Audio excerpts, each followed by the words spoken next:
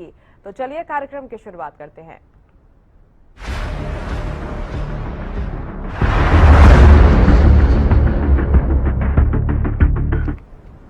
हरियाणा में नगर निकाय चुनाव का सियासी रण पूरी तरह सजकर तैयार हो चुका है। कांग्रेस के घोषणा पत्र जारी होने के बाद अब भारतीय जनता पार्टी ने भी पंचकुला स्थित प्रदेश कार्यालय पंचकमल में अपना संकल्प पत्र पेश कर दिया। मुख्यमंत्री नायब सिंह सैनी ने पार्टी के दिग्गज नेताओं की मौजूदगी में इस विजन डॉक्यूमेंट का विमोचन किया। ये रिपोर्ट देखिए।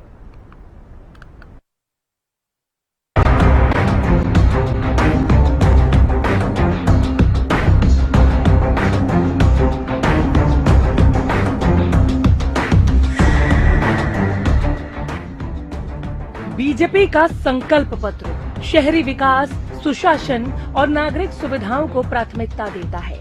इसमें साफ सफाई, बुनियादी सुविधाओं और नागरिक सेवाओं पर विशेष जोर दिया गया है। ये कहना है मुख्यमंत्री नायब सिंह सैनी का। सीएम ने संकल्प पत्र जारी करते हुए आगे कहा कि हमारी सरकार जो कहती है वो पूरा करती है और जो नहीं कहती वो भी पूरा करती है। मैं देख रहा था, हमने इसमें संकल्प पत्र में 20 संकल्प लिए हैं। मैं विपुल जी से और माननीय अध्यक्ष जी से मैं एक चर्चा कर रहा था कि एक और संकल्प इसमें जोड़ा जाए और वो है हरित सिटी का, कि हर शहर के अंदर चिन्हित करके हम वहां पर ट्री गार्ड के साथ लगातार पौधारोपण करने का काम वो हमारी ये स्थानीय सरकार करेगी। इसको मतलब इसमें जोड़ा जाए, परंतु ये 21 के 21 संकल्प जो इस संकल्प पत्र में है, ये हमारी सरकार का ये दायित्व है, ये ट्रिपल इंजन सरकार का दायित्व है कि इन सब संकल्पों को पूरा करने का काम ये हमारी सरकार करेगी। बीजेपी प्रदेश अध्यक्ष मोहनलाल बड़ौली ने कहा कि पार्टी जो कहती है वही करती है और कांग्रेस के उम्मीदवार जीरो पर आउट होंगे। उन्होंने आगे दावा किया कि हरियाणा भारतीय जनता पार्टी का गढ़ बन चुका है। आज ये लोकतंत्र का पर्व है और इसमें जनता के विश्वास लेने के लिए, जनता को विश्वास दिलाने के लिए इस संकल्प पत्र में वो तमाम सभी बातें हमने मेंशन करने का काम किया है और ये संकल्प पत्र जनता की भावनाओं के अनुसार तैयार किया है। जनता जिस प्रकार का काम चाहती है उसी प्रकार की बातें हमने इस संकल्प पत्र में कही हैं और आने वाले समय में इन सब बातों को हम पूरा करेंगे। और जो मुख्य विपक्षी पार्टी कांग्रेस पार्टी है, सातों के सातों जगह जीरो पर आउट होने वाले। निकाय चुनाव के लिए बीजेपी के मुख्य वादे: महिला हित में विशेष स्वच्छता पहल, अपशिष्ट प्रबंधन हेतु आधुनिक ट्रीटमेंट प्लांट, झुग्गी पुनर्वास हेतु विकास बोर्ड को सशक्त बनाना, भूमि तथा मकान के स्वामित्व को कानूनी मान्यता प्रदान करना, आधुनिक एवं समावेशी पार्क सुविधाएं, सीवरेज प्रणाली का नवीनीकरण एवं आधुनिकीकरण, आवारा पशुओं की समस्या का प्रभावी समाधान, स्मार्ट यातायात प्रबंधन एवं सड़क इंफ्रास्ट्रक्चर सुदृढ़ीकरण, फेरी एवं स्ट्रीट वेंडर्स के सशक्तिकरण हेतु विशेष पहल, बेहतर जल निकासी के लिए स्थायी समाधान, जन सुविधा हेतु स्मार्ट सामुदायिक सभागार का निर्माण, जल संरक्षण हेतु रेन वाटर हार्वेस्टिंग की अनिवार्यता, शिक्षा को बढ़ावा देने हेतु स्मार्ट लाइब्रेरी नेटवर्क की स्थापना, प्रभावी सफाई और स्वच्छता व्यवस्था, ग्रीन एनर्जी को बढ़ावा देने की पहल, मल्टी लेवल पार्किंग व्यवस्था, बुनियादी सुविधाओं को आसान और सस्ता बनाना, सड़क निर्माण में पारदर्शिता और गुणवत्ता नियंत्रण, व्यापक स्तर पर सीसीटीवी कैमरा कवरेज से सुरक्षा सुदृढ़ीकरण, नागरिक सेवाओं का डिजिटलीकरण। हरियाणा में नगर निकाय चुनाव के लिए बीजेपी ने अपने 20 संकल्पों के साथ मैदान में कदम रख दिया है। पार्टी का दावा है कि उनके संकल्प जनता तक पहुंचेंगे और उन्हें पूरा किया जाएगा। ऐसे में अब राजनीतिक सरगर्मी और प्रतिस्पर्धा और भी तेज होने की उम्मीद है। Bureau report, Haryana news. Haryana में किसानों के लिए अनाज मंडियों की हालत चिंता का विषय बनी हुई है। करनाल की घरौंडा अनाज मंडी में पानी और सफाई की समस्याओं के बीच चरखी दादरी में तेज बारिश से गेहूं और सरसों की फसल भीगी, जिससे बड़े नुकसान की आशंका जताई जा रही है। रिपोर्ट देखिए।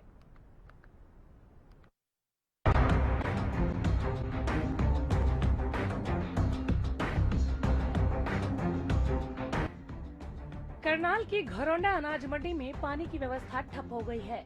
पिछले 3 दिनों से मंडी में पानी की सप्लाई बंद होने के कारण किसान, मजदूर और आड़ती परेशान है। मजदूर और आड़ती बताते हैं कि पूरे सीजन मंडी में पानी और टॉयलेट की व्यवस्था खराब रही है।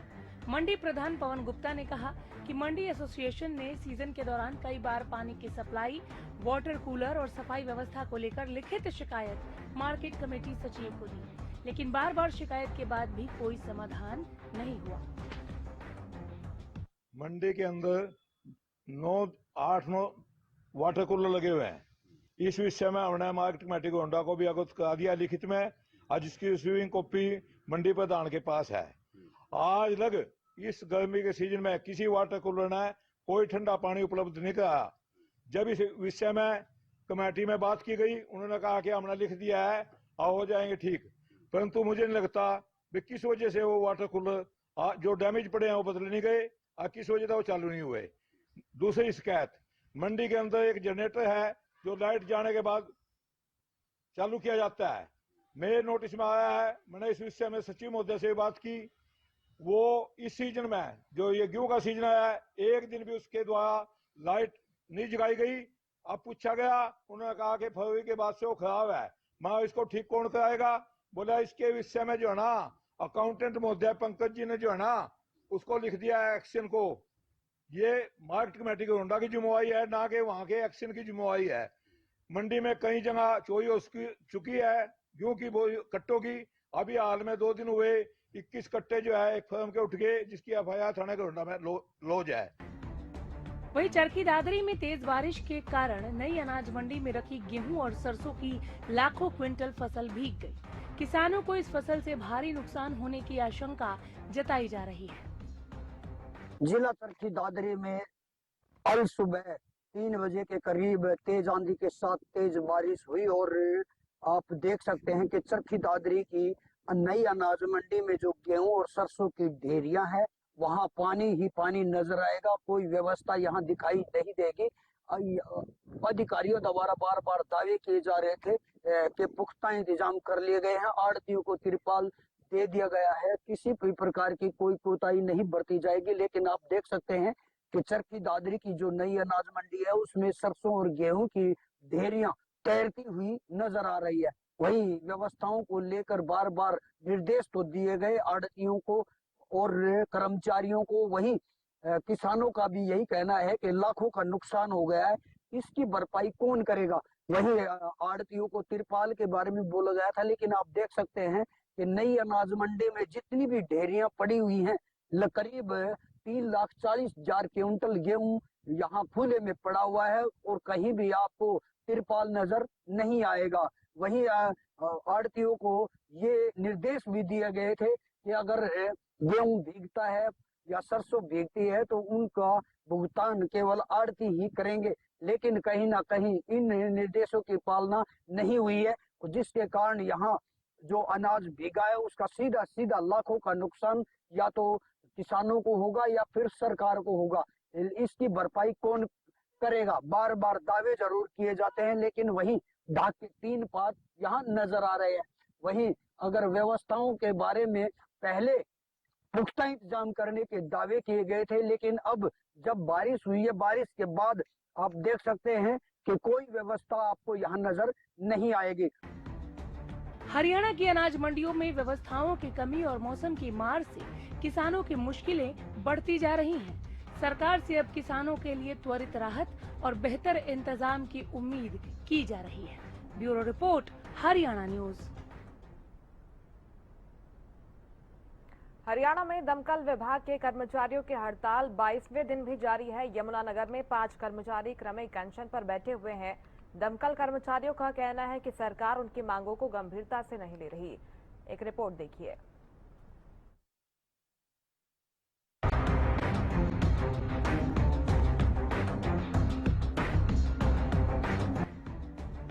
सरकार हमारी मांगों को गंभीरता से नहीं ले रही है, ये कहना है पिछले 22 दिनों से हड़ताल पर बैठे दमकल कर्मचारियों का। अब तक सरकार के साथ 3 दौर की वार्ता हो चुकी है, लेकिन कोई समाधान नहीं निकला। कर्मचारियों की प्रमुख मांग है कि जो कर्मचारी हादसे में शहीद हुए हैं, उनके परिवार को 1 करोड़ रुपए की आर्थिक मदद और परिवार के सदस्य को नौकरी दी जाए। यमुनानगर के कर्मचारियों का कहना है कि हाल ही में फरीदाबाद सूरजकुंड मेले में पुलिस कर्मचारियों के परिवार को इसी तरह की सुविधा दी गई थी, इसलिए उनकी मांगे बिल्कुल वैसी ही है। अभी तक हमारी 3 दौर की वार्ताएं हुई हैं। 2 बार डायरेक्टर फायर से और 1 बार मंत्री से।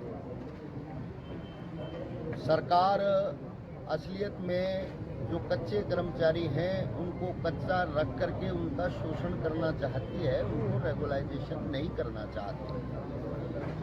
और जो दूसरा विषय है, हमारे फरीदाबाद से रणवीर और भविचंद शर्मा जो 16 फरवरी को कालका जी कंपनी में आग बुझाते हुए बहुत बुरी तरह से घायल हुए और उसके बाद उपचाराधीन वो थे दिल्ली एम्स और सफदरजंग हॉस्पिटल में, वहाँ उनका 3 दिन बाद देहांत हो गया।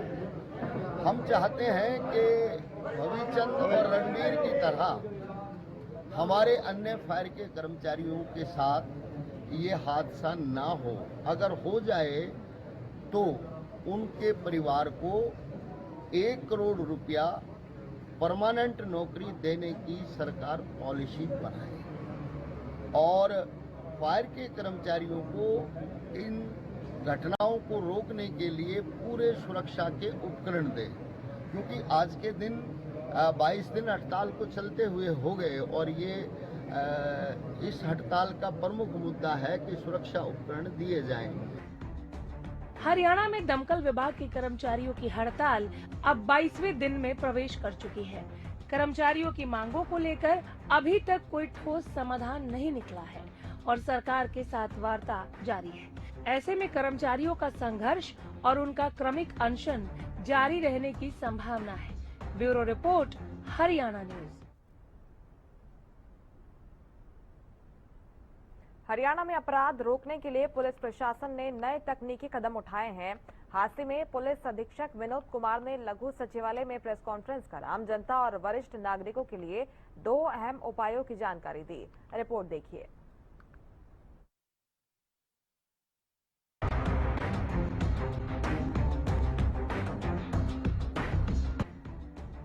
हरियाणा पुलिस ने अपराध रोकने के लिए डिजिटल तकनीक को अपनाया है। पुलिस अधीक्षक विनोद कुमार ने बताया कि डिजिटल धोखाधड़ी, एक्सटॉर्शन कॉल्स यानी रंगदारी के लिए फोन और डिजिटल अरेस्ट जैसी घटनाओं से आम जनता और विशेष रूप से वरिष्ठ नागरिकों की सुरक्षा के लिए 2 महत्वपूर्ण कदम उठाए गए हैं। पहला कदम है अभेद्य ऐप। ये ऐप नागरिकों को धमकी और रंगदारी कॉल्स से सुरक्षित रखेगा। इसके जरिए किसी भी संदिग्ध कॉल की जानकारी सीधे पुलिस तक पहुंचाई जा सकती है और खतरे की स्थिति में तुरंत मदद प्राप्त की जा सकती है। दूसरा कदम है डुअल ओटीपी सिस्टम। ये सिस्टम वरिष्ठ नागरिकों को ऑनलाइन धोखाधड़ी और डिजिटल अरेस्ट से बचाने के लिए बनाया गया है। इसमें हर लेन देन या डिजिटल प्रक्रिया के लिए 2 अलग अलग ओटीपी की जरूरत होती है, जिससे किसी भी तरह की धोखाधड़ी या अनधिकृत गतिविधि को रोका जा सके। डिजिटल अरेस्ट है और एक्सटॉर्शन कॉल्स है रंगदारी के लिए जो आती हैं, उसमें देखिए पहले तो एक अवैध ऐप जो ये है बनाई गई है, जो ये एक्सटॉर्शन कॉल्स और धमकियों से बचाव के लिए बेसिकली ये ऐप डेवलप की गई है।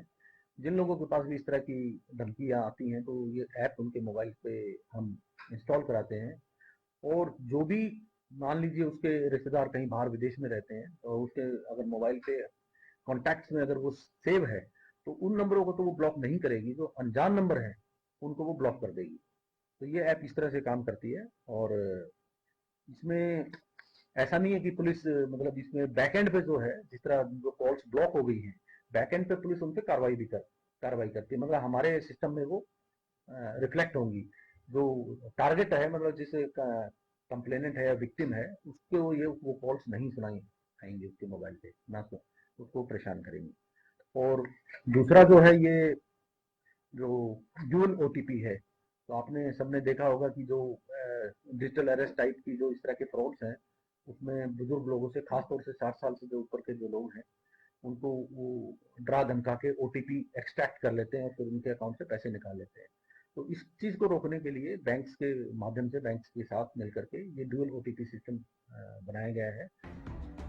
पुलिस अधीक्षक ने नागरिकों से अपील की कि वे इन तकनीकी उपायों का अधिक से अधिक उपयोग करें और किसी भी संदिग्ध घटना की तुरंत सूचना पुलिस को दें।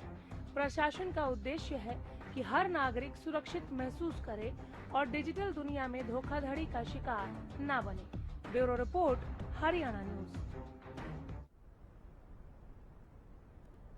सोनीपत से चौंकाने वाली खबर सामने आई, जहां मामूली किराए के विवाद ने ऑटो चालक को गंभीर चोट पहुंचा दी। यहां 2 युवकों ने ऑटो चालक पर ऐसा हमला किया कि शहर में हड़कंप मच गया। रिपोर्ट देखिए।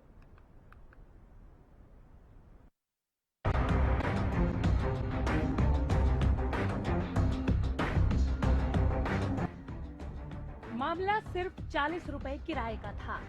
नाथुपुर पहुंचते ही विवाद भड़क गया। विवाद इतना कि 2 युवकों ने बेल्ट से वार किया, फिर चाकू तक चला दिया। वाकया सोनीपत का है। 40 रुपए के विवाद वाले इस हमले में ऑटो चालक अनिल गंभीर रूप से घायल है। बताया तो ये भी जा रहा है कि मोबाइल चोरी लूट की आशंका भी है। घायल अनिल ने किसी तरह फोन उठाया और अपने भाई को सूचना दी, फिर सीधे सिविल अस्पताल पहुंचे। फिलहाल आरोपी फरार है और पुलिस मामले की गंभीरता से जांच कर रही है।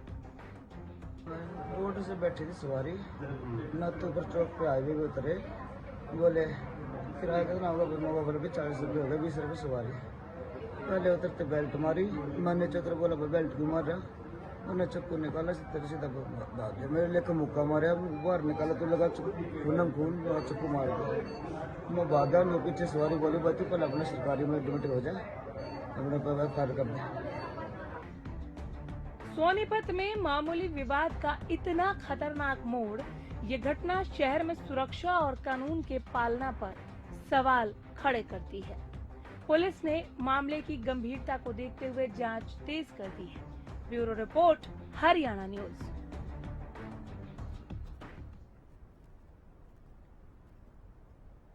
फरीदाबाद में लगातार बढ़ती भीषण गर्मी ने लोगों का जनजीवन प्रभावित कर दिया है। तापमान लगातार 40 डिग्री के पार जा रहा है।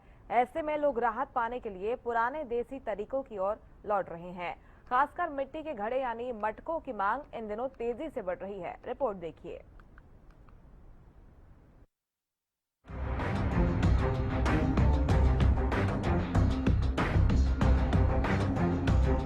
गर्मी के इस प्रचंड दौर में लोग अब फ्रिज के ठंडे पानी की बजाय मटके का पानी पीना ज्यादा पसंद कर रहे हैं। बाजारों में मिट्टी के सुराही और अन्य बर्तन खरीदने के लिए लोगों की भीड़ देखी जा रही है। स्थानीय कुम्हार यानी प्रजापति समाज के लोगों का कहना है कि इस बार पहले के मुकाबले घड़ों की बिक्री काफी ज्यादा बढ़ी है। लोग प्राकृतिक तरीके से ठंडा पानी पीना चाहते हैं, जिससे शरीर को नुकसान न हो। इस बार गर्मी ज्यादा है, इसलिए मटकों की डिमांड भी बढ़ गई है। डॉक्टरों के अनुसार भीषण गर्मी में बहुत ज्यादा ठंडा यानी फ्रिज का पानी पीने से गला खराब होना, सर्दी, जुकाम और पेट की दिक्कतें हो सकती हैं। वहीं मटके का पानी प्राकृतिक रूप से ठंडा होता है और शरीर के लिए ज्यादा सुरक्षित माना जाता है। बढ़ती गर्मी ने मिट्टी के घड़े को फिर से लोकप्रिय बना दिया है। ठंडक और सेहत दोनों की वजह से मटका इस बार लोगों की पहली पसंद बन गया है। मटके लेने आओ जी, इस पे पूर्ति नहीं हो रही, मटका किसी मिल ही नहीं रहे। अभी ठंडा पानी जितना चाहिए इतना मतलब मटके का स्वाद लगता है। हाँ, ताकि लोग फ्रीज का पानी छोड़कर मटके की तरफ भाग रहे हैं। अब फ्रीज का पानी नुकसान कर रहा है, किसी को बुखार आ रहा है, किसी को जुकाम हो रहा है, किसी को कुछ हो रहा है। ये करके जी मटके की पूर्ति नहीं हो रही।